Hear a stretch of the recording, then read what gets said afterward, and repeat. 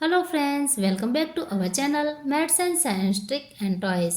આજના વિડીયોમાં આપણે જોઈશું ધોરણ 6 પ્રકરણ 4 વનસ્પતિની જાણકારી મેળવીએ. જેમાં અગાઉના વિડીયોમાં આપણે માહિતી મેળવી પર્ણના કાર્યોની. આ વિડીયોમાં આપણે જોઈશું પર્ણમાં શિરાવિન્યાસના આધારે પર્ણના પ્રકારો.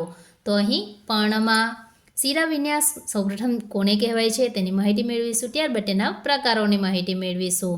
તો પર્ણમાં શિરાવિન્યાસ, શિરાઓ દ્વારા પર્ણમાં જોવા મળતી ભાતને પર્ણનો શિરાવિન્યાસ કહેવાય છે. તો પર્ણમાં જે આ પ્રકારે શિરાઓ હોય છે જેને આપણે પર્ણનો શિરાવિન્યાસ કહીએ છીએ. પર્ણના શિરાવિન્યાસ આધારે બે પ્રકાર પડે છે, એક છે સમાંતર શિરાવિન્યાસ અને બીજું છે જાલાકાર શિરાવિન્યાસ.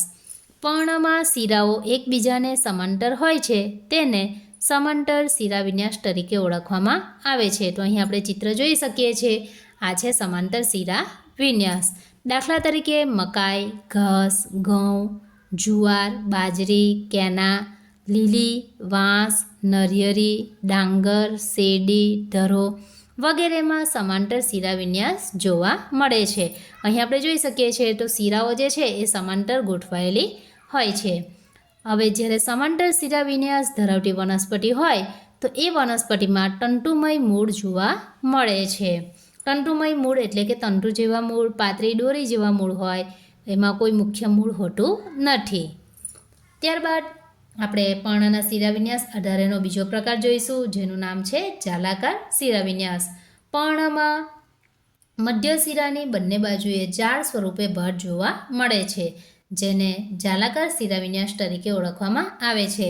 તો અહીં આપણે જોઈ શકીએ આ પ્રકારે જાળ જેવી રચના હોય તો આપણે એને જાલાકાર શિરાવિન્યાસ કહીશું.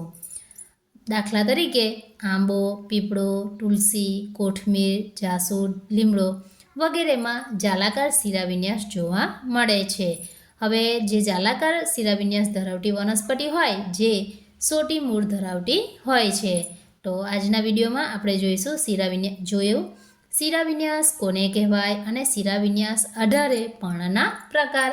હવે પછીના વિડીયોમાં આપણે જોઈશું પુષ્પના ભાગોની માહિતી.